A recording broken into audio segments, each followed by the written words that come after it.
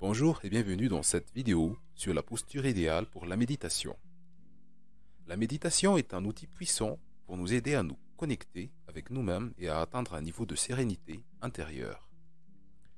Et bien que l'on puisse méditer n'importe où, adopter la bonne posture peut faire toute la différence dans notre pratique.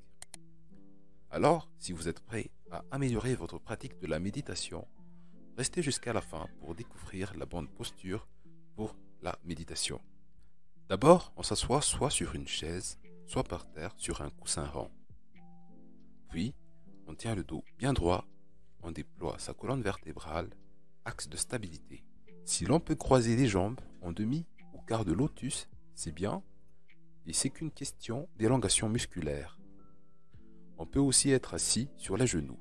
Les yeux sont mi-clos, le regard posé et non fixé devant soi. On peut méditer évidemment aussi les yeux ouverts ou fermés, et le regard à mi-clos permet d'être à cheval sur les deux mondes, l'intérieur et l'extérieur. Les épaules sont détendues, la nuque droite, le menton légèrement rentré. Le menton se met en effet à avancer lorsqu'on pense, comme si la tête était tirée par le poids de ces images mentales. Donc, rentrer le menton permet de contrer cela. Maintenant, on se concentre sur la respiration et particulièrement sur l'expiration que l'on rend la plus profonde possible, sans forcer, et que l'on dirige dans l'abdomen sous le nombril. On laisse les pensées défiler devant soi comme les images d'un film. En méditation, c'est normal de passer de pensée en non-pensée et de non-pensée en pensée.